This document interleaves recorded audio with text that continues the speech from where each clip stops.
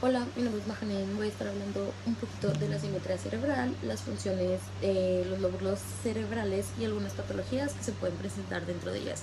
Si volteo un poco para acá es porque tengo mis notas aquí para acordarme, no es leer todo un texto, simplemente acordarme de un poco de lo que estoy hablando y igual que sea un poco más explícito y poderlo explicar mejor. En dado caso va a haber algunas veces que sí pueda llegar a leer porque se me olvida el tema. Pero bueno, sabemos que el cerebro se divide en diferentes lóbulos, como lo es el frontal, el parietal, el occipital y el temporal. Cada una de estas áreas especializadas se agrupan en área primaria, secundaria y terciaria. Lo que es la primaria es quien recibe y procesa la información de manera sensorial o motora. O sea, es decir, si nosotros tocamos algo, si nosotros sentimos algo o hacemos algo, nuestra área primaria es quien lo va a identificar, como su nombre lo dice, primero.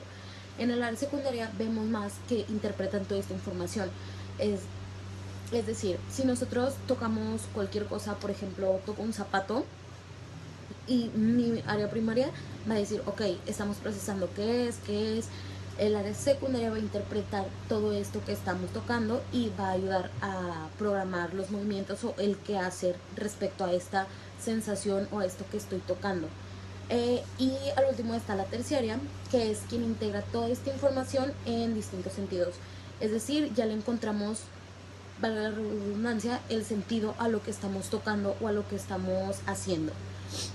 Este, las áreas de sucesión se encuentran, esto sí lo voy a leer porque sinceramente no recuerdo muy bien el cómo están. Igual voy a poner imágenes aquí de ejemplo en esta esquinita o en esta esquinita, para que sea un poco más fácil. No los puedo señalar, pero va a ser así. En la corteza prefrontal, que es quien maneja el pensamiento y el control de comportamiento.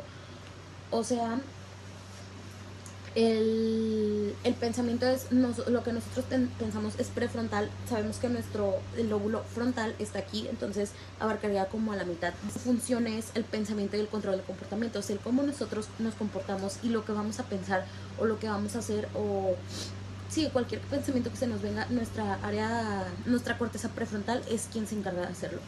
Después sigue la corteza parieto-occipital temporal, que es la integración sensorial y el lenguaje, el cómo nosotros hablamos, cómo sentimos las cosas, todo lo que conlleve esto, el cómo nos expresamos, todo esto, el cómo hablamos, perdón por repetirlo, ver cómo hablamos, es quien se encarga de esto. La corteza parieto-occipital temporal, que igual, vuelvo a repetir, las imágenes van a estar aquí, pero sabemos que el occipital está aquí, el temporal está aquí, el parietal está aquí, entonces es por uno que los une a los tres lóbulos para que se encargue de todo esto.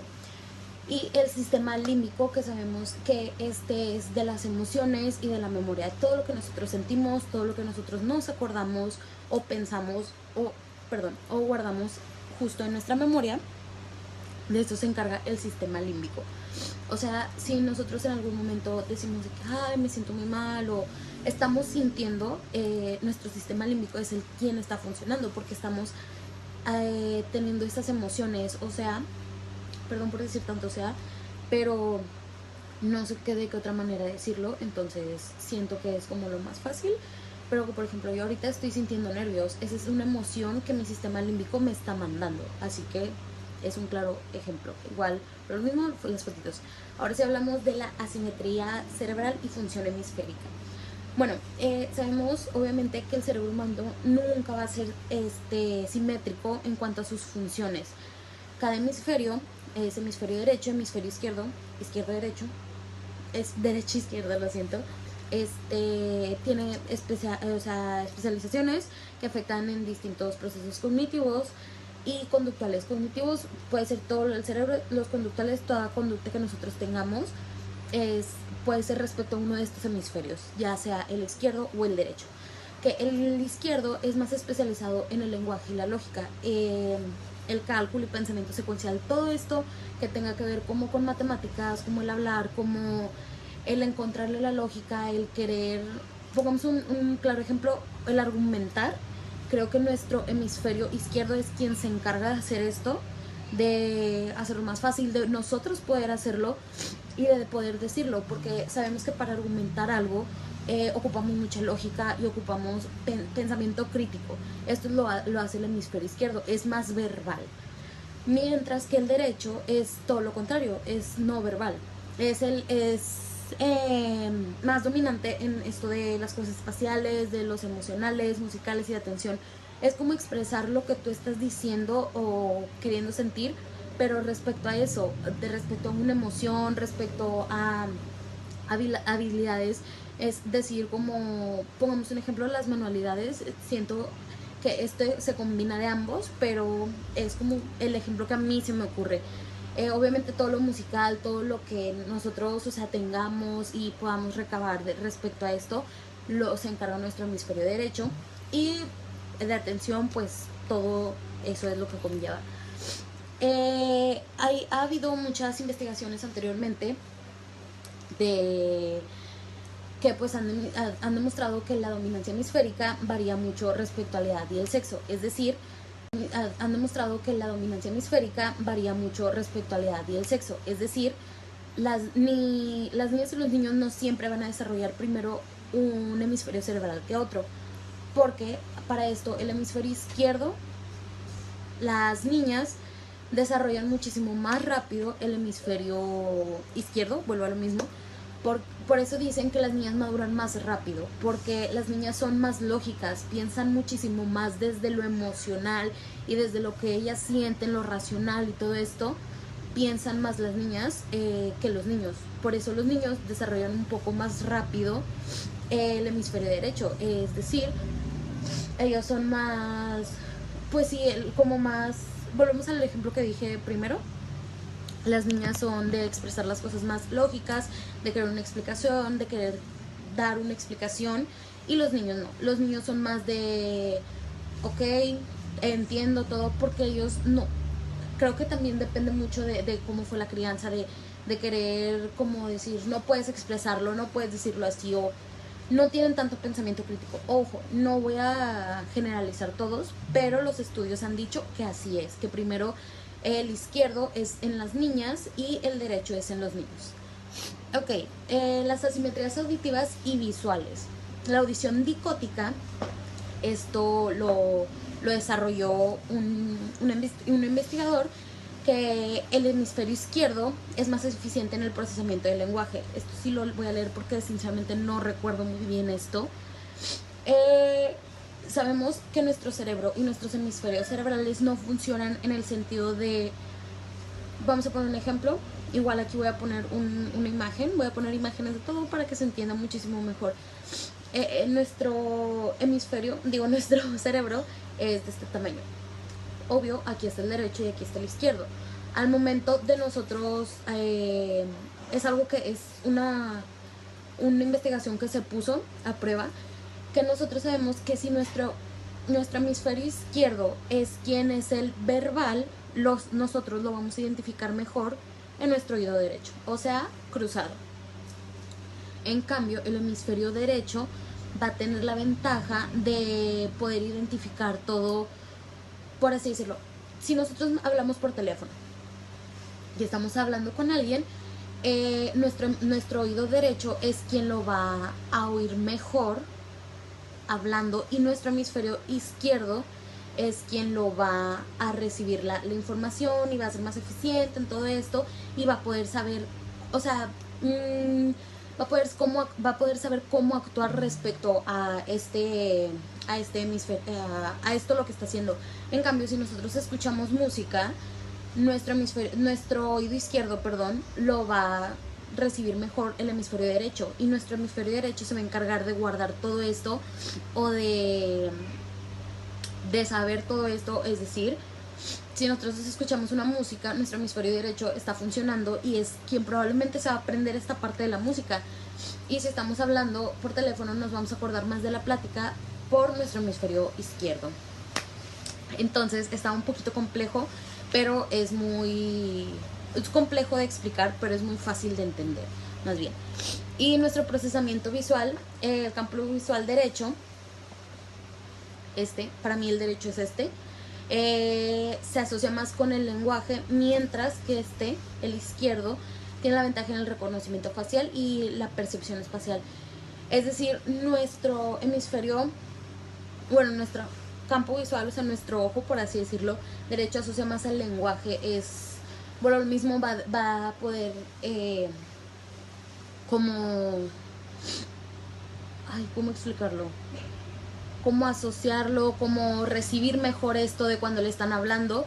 Y el izquierdo no, va a ser más de veo tus rasgos, veo el cómo hablas, todo lo que sea nuestra cara, ese lo va a hacer el izquierdo.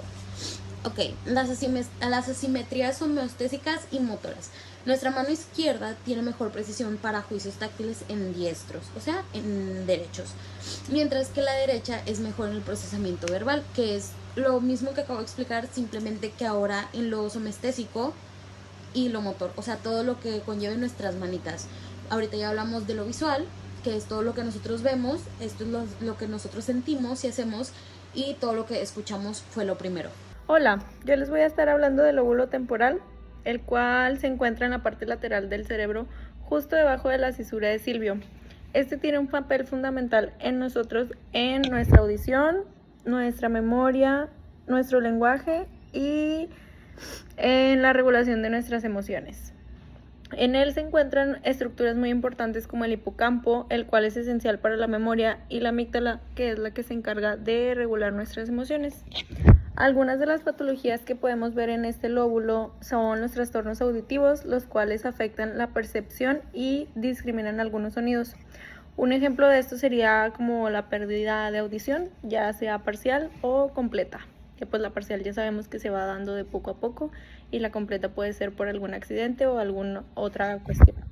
También las agnosias auditivas, las cuales nos impiden reconocer sonidos familiares.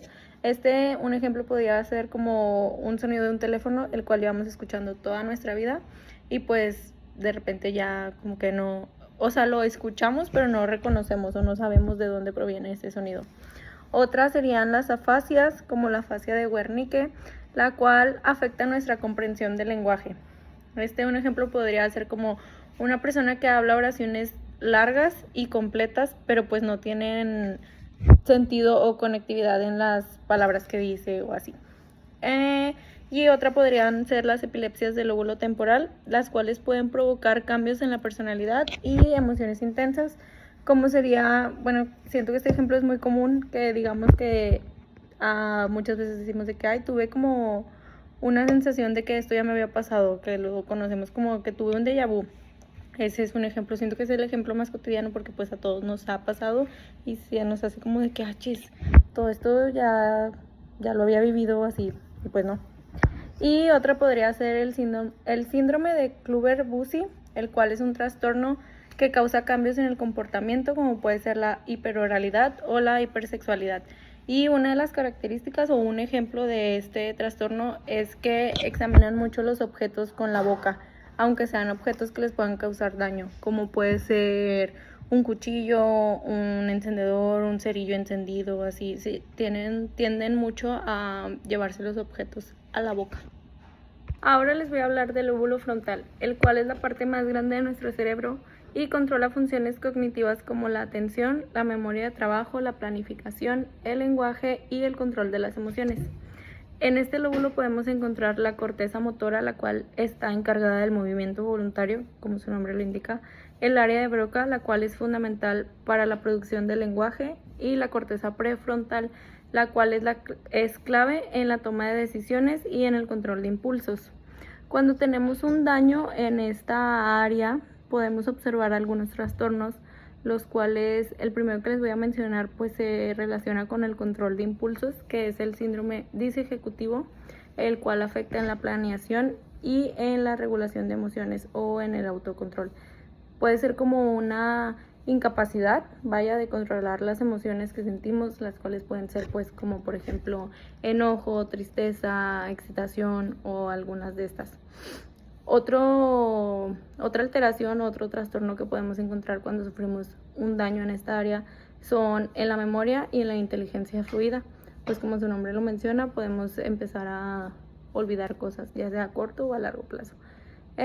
Otros pueden ser trastornos emocionales, los cuales pues pueden llegar a involucrar la depresión, la impulsividad o la falta de empatía con la sociedad o con las demás personas. Ahora hablando sobre las patologías cerebrovasculares que afectan el flujo sanguíneo en el cerebro y pueden provocar secuelas pues más graves. Sería como algunas de las más comunes: la isquemia cerebral, que es cuando no nos llega la suficiente sangre al cerebro, lo que nos puede provocar un infarto cerebral. Esto pues creo que es como no tan difícil de entender porque pues obviamente lo vemos como más cotidiano, bueno, no cotidiano, pero lo podemos ver ejemplificado en alguna serie o en alguna película o así. Las otras pueden ser la trombosis y la embolia, las cuales pues son bloqueos de los vasos sanguíneos también, o las hemorragias cerebrales, que es cuando un vaso sanguíneo se rompe y provoca daños en el tejido del cerebro, en el tejido cerebral. Algunos factores de riesgo pues podrían incluir la hipertensión, la diabetes, el tabaquismo, enfermedades cardiovasculares o así. Y pues algunas de estas patologías son una de las principales causas de discapacidad y mortalidad en todo el mundo, no solo en México, aunque creo que México es potencia en algunas de esas. Y pues es importante conocerlas, creo que sí, como quiera hay mucha concientización al respecto de ellas y pues prevenirlas.